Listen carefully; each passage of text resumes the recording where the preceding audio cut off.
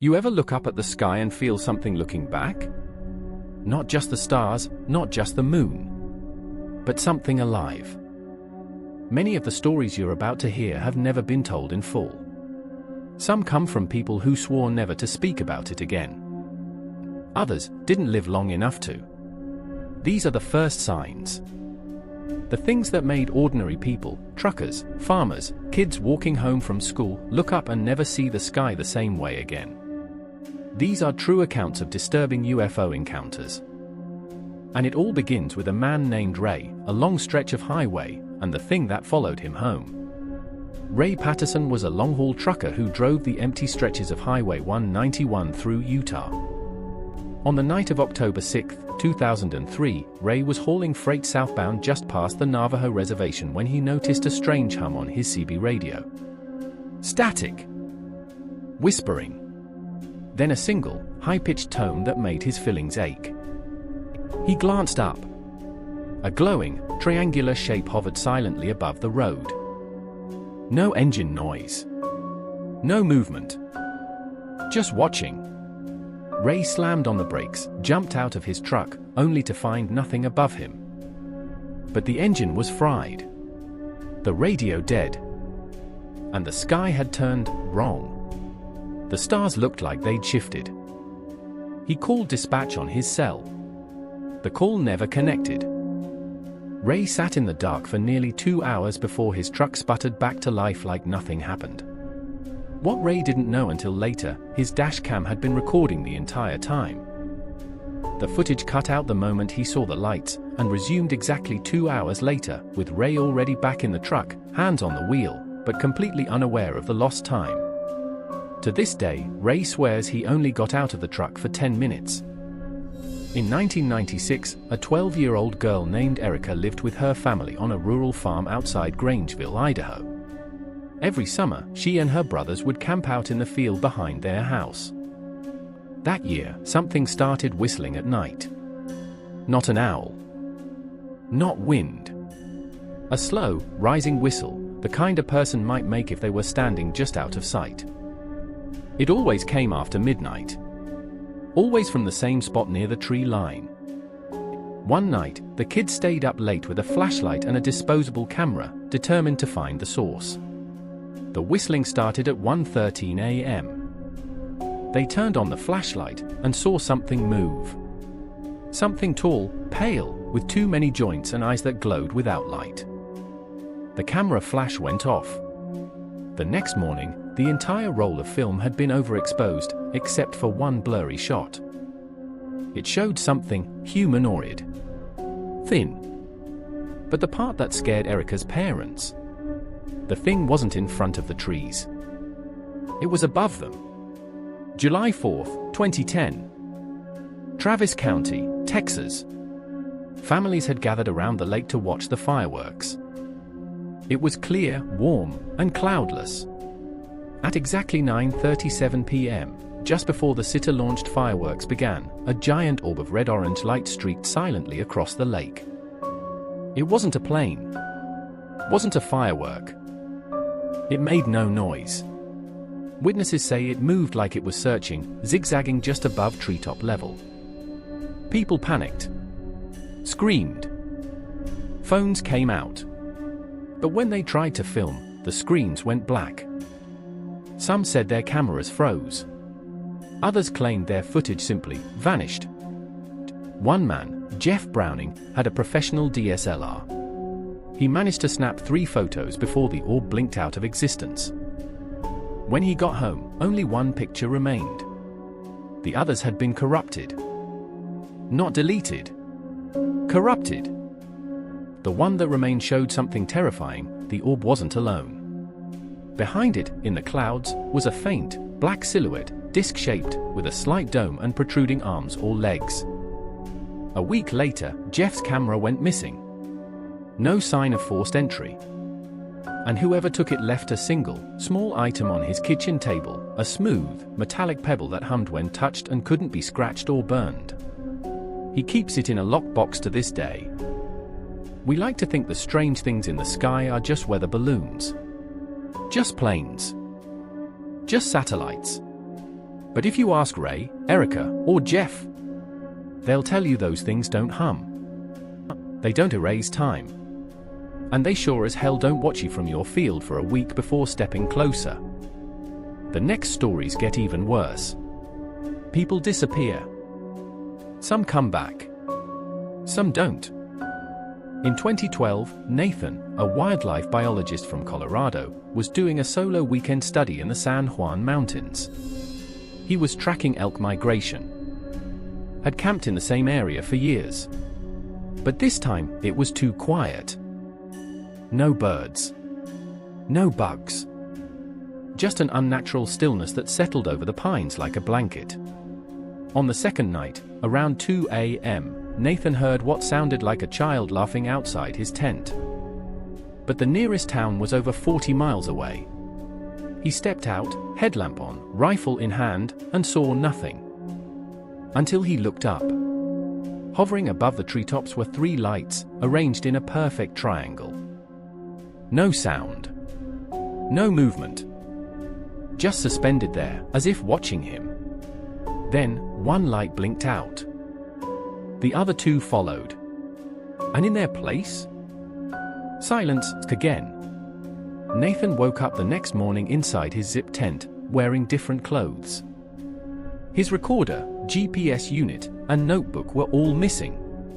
And when he hiked out, he realized something chilling. His truck clock and watch were 3 hours behind the sun's position. He'd lost exactly 180 minutes. To this day, Nathan doesn't remember anything after the lights.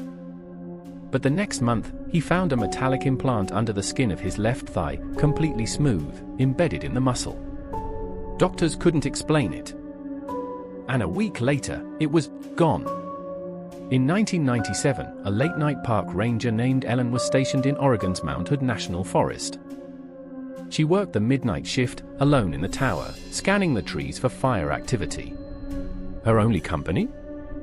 An old 2-way radio connected to ranger posts across the region. One night around 3:40 a.m., a voice came through, calm, clear, and completely wrong. It didn't identify itself. Didn't use codes. Just whispered, "Do you see them in the trees?" Ellen tried to respond. The MIC was dead. Then, "We are waiting for the fire to start. It will begin from the sky." Her floodlights flickered. The power surged. She looked out the window and saw a row of bright, bluish-white orbs floating just above the treetops. Perfectly still. Perfectly aligned. Then they moved, all at once, into a circle. And from the center of the circle, something descended. She can't describe it fully. Says it was black, shimmering, and made the air feel heavy. Like gravity twisted for a moment. She passed out. Woke up in her chair at sunrise with a nosebleed and a pounding headache. The radio? Still dead. The logs? Blank. But she found a message scratched into the window with something sharp: "Fire is not your warning. Fire is our cover." She transferred to a desk job 6 weeks later. In 2009, a young couple of Marcus and Lee were driving through the outskirts of Joshua Tree National Park late at night. They had just pulled off the main road onto a desolate stretch to stargaze. But they weren't alone. Marcus spotted a blue light moving through the sky. Lee, filming with her phone, captured something stranger: 3 lights, zigzagging in impossible patterns. Then the lights began to descend, faster than any aircraft should. Panic set in. Marcus turned the car around. But the lights followed them. They picked up speed, 80, 90, 100 miles per hour, yet the lights kept pace, hovering just above the horizon behind them. Then everything stopped. The car engine died. The lights vanished. And Marcus and Lee found themselves parked in a clearing, surrounded by Joshua trees they didn't recognize. No road. No lights. Just open desert. The last thing Lee remembers is screaming. The next thing she knew, she was in the driver's seat, with Marcus asleep beside her, sunlight pouring through the windshield. They checked the clock. They had lost 6 hours. When they finally made it back to town, they reviewed the footage Lee had taken. The video was gone. Replaced by 19 minutes of solid static, ending with a single, distorted whisper, "Still watching." There's a moment in every one of these stories where the fear becomes real. Not because they saw something, but because they can't explain what happened after. They lose time. They lose direction. Some lose part of themselves. And the deeper these stories go, the less human the encounters become. The next chapter? It's about the ones who weren't just watched. They were taken. In 2004, 19-year-old Kayla Moretz went missing for 6 hours after a party in rural Pennsylvania. She hadn't been drinking, had stepped out to make a call, and vanished. Her friends searched the woods. No tracks. No signs. She reappeared at dawn, barefoot, disoriented, and with 3 puncture marks in a perfect triangle just below her neck. She said she'd been in a room. Not a house. Not a hospital. But a room with no walls or corners, just glowing surfaces. And a sound, like a low mechanical hum that made her vision blur. Figures stood around her. They didn't speak, but she understood them. Felt words inside her skull like pressure. They said, "We are correcting your pattern." Kayla remembers being held in place, her limbs weightless. Something pierced her spine. She screamed, but no sound came out. Then, darkness. She woke up face down in the grass behind the barn. A year later, she began having dreams, always the same, a long hallway, pulsing lights, and a mirror that didn't reflect her. Only the room behind her. And them, waiting. In 2018, a retired Air Force technician named Daryl lived alone in a remote cabin in northern Maine. He was a rational man. Grounded. Never believed in little green men. But one summer night, his security lights flicked on, motion in the backyard. He assumed it was a bear. What he found instead was a figure, 7 feet tall, with long limbs, pale gray skin, and no mouth. It just stood there, watching. Daryl raised his rifle. The figure didn't flinch. Then, it lifted a hand. Daryl doesn't remember what happened next. He woke up inside. But his rifle was outside, neatly placed on the porch. And something was etched into the soil, a perfect circle with an arrow pointing north. He set up cameras. The next night, they recorded nothing, but the system's internal clock had skipped exactly 3 hours and 17 minutes. Worse, Daryl had a surgical scar on his chest. Doctors later confirmed a small metallic object had been placed behind his sternum and removed. There was no incision. No infection. Just the scar. And silence. Daryl left the cabin a month later. Never returned. Jasmine Ellison was 32 when she started having seizures. She was healthy. No prior history. Then came the dreams. Always the same, a metallic claw reaching toward her face, and a voice that sounded like her own, saying, "It's just your turn now." Doctors ran scans and found a foreign object in her nasal cavity, deep behind her left eye. Too deep to remove without risk. She never told anyone. Until her mother revealed something strange. When Jasmine was 5 years old, she went missing during recess for almost 40 minutes. They found her standing alone behind the school, staring at the sky. She couldn't explain what happened. But that day, she'd drawn a picture of a giant oval-shaped ship and a small girl lying on a table. The picture is still in her mother's attic. Jasmine's seizures worsened. One night, she recorded herself sleeping, wanting to catch the moments leading up to each episode. She never made it to the end of the tape. Because at 3:13 a.m., the camera cuts to black for 6 minutes. When it returns, Jasmine is gone. Her front door was still locked from the inside. She was found the next morning in the woods 3 miles away, soaking wet, barefoot, with no memory of how she got there. Dr. Charles Pennington was a hypnotherapist and trauma specialist who, in the early 90s, began working with patients suffering from what he called a shared waking nightmare. All of them had similar stories: blinding lights, floating sensations, needles, entities. He never published his findings. But in 1994, he agreed to record a series of confidential interviews on VHS for research use only. His assistant, Beth, later watched one tape that changed everything. It was of a man in his late 40s. Calm. Sane. He described being taken from his bed one night, paralyzed, and floated through his closed window into a glowing craft. Inside, he was surrounded by figures in tight, reflective suits, faceless. He remembered sharp pain in his legs, a cold gel across his chest, and a voice, not spoken, but implanted, saying, "We are studying the limits of your kind." But then something impossible happened on the tape. The man stops mid-sentence and slowly turns to look directly at the camera. His voice changes. "Dr. Pennington, this recording is not authorized. You were told." The video warps, distorts, cuts out. Beth never saw the full tape again. And Pennington? He vanished 6 months later. No foul play. No body. Just an empty house and a single VHS cassette left in the VCR. It was blank. We like to think abductions are just sci-fi stories. But these people?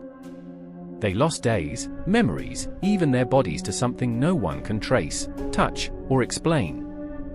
They all say the same thing: it wasn't a dream. It was real. And they're still watching. The final part of this story explores what happens when the visits don't stop, when the beings stay behind, and when the ones who came back aren't really the same. In 2001, a 6-year-old boy named Tommy began drawing perfect concentric circles over and over again.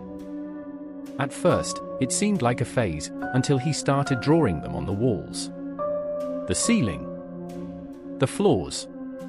Always 3 circles, interlocked. Always in black crayon. His parents, Susan and Daniel, were worried, but Tommy was otherwise normal, until he began whispering at night. Susan once overheard him say, "They told me not to tell you about the room in the sky." When asked who they were, Tommy replied, "It's my night teachers." They dismissed it as imagination. Until one night, Tommy vanished from his locked bedroom, window closed, no signs of forced entry. Police found him asleep in the neighbor's shed 2 hours later, curled up in a fetal position with a black triangle burned onto his back. Not a bruise. A scar. Doctors said it looked like a healed brand. No way it could have happened naturally. Tommy never drew again. Never spoke about the circles. And in therapy, he said one chilling sentence: "They told me next time, they'll keep me." Marta Elias was 48 when she began to hear what she called the signal. It started as a faint, buzzing noise in her left ear, especially at night.